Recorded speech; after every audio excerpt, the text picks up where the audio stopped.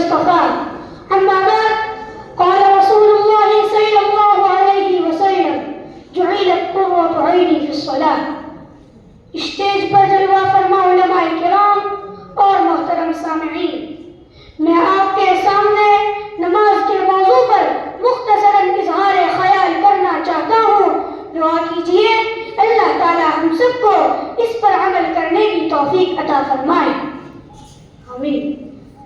حضرات، نماز دین اسلام کا دوسرا عظیم ترین ستون اور ایمان کے بعد سب سے پہلا رکن ہے. نماز سب سے بڑی عبادت ہے.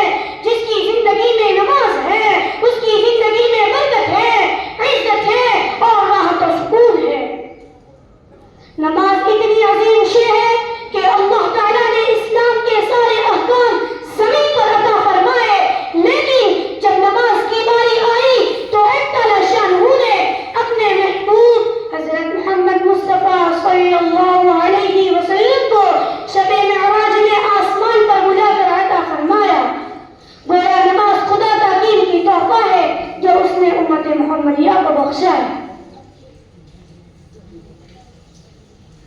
محترم سامعین، نماز کی اہمیت کا اندازہ اس سے لگایا جا سکتا ہے کہ قرآن مجید میں سب سے زیادہ اسی عبادت کا تذکرہ کیا گیا ہے، اور دونوں جہاں کے سردار حضرت محمد مصطفیٰ صلی اللہ علیہ وسلم نے اس کی فضیلت کو بار بار بیان فرمایا ہے. چنانچہ ایک جگہ فرمایا کہ جعلت قرۃ عینی فی الصلاۃ، میری آنکھوں کی ٹھنڈک نماز میں ہے. ایک حدیث میں فرمایا الصلاۃ عماد الدین، نماز دین کا ستون ہے. فرمایا جس نے نماز کو قائم کیا، جس نے اسے قائم کیا اس نے نماز کو قائم کیا، جس نے اسے قائم نہ کیا اس نے دین ہی کو ڈھا دیا.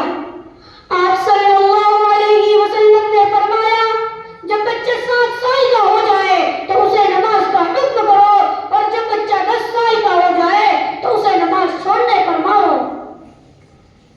سامعین کرام، نماز چھوڑنا بہت بڑا گناہ ہے. آپ صلی اللہ علیہ وسلم نے فرمایا ایمان اور کفر کے درمیان فرق کرنے والی چیز نماز ہے. فرمایا جو شخص جان بوجھ کر نماز کو چھوڑ دے اس نے کفر کیا. اس کا مطلب یہ بھی ہو سکتا ہے کہ نماز چھوڑنے والوں کو موت کے وقت کلمہ نصیب نہ ہو اور کفر پر موت آ جائے. نعوذ باللہ. میرے بھائیوں، یہ نماز جس طرح دنیا میں عزت کا ذریعہ ہے اسی طرح یہ آخرت میں اہل ایمان کی پہچان ہوگی. نماز کے واسطے وضو کرنے والے کا وہ تمام حصہ جو وضو میں دھویا جاتا ہے ان پر نور چمک رہا ہوگا.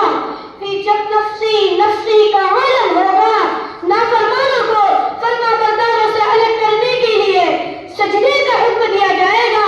سب کے سب سجدے میں چلے جائیں گے، مگر وہ لوگ جو نافرمان تھے اور نماز نہیں پڑھتے تھے ان کی کمر میں تختہ لگا دیا جائے گا جس کے سبب وہ سجدہ نہیں کر سکیں گے. اس طرح بے نمازیوں کو محشر میں سب کے سامنے ذلیل و خوار ہونا پڑے گا. آئیے عہد کریں کہ آج سے ہم نماز کی پوری پابندی کریں گے انشاءاللہ. وما علینا الا البلاغ.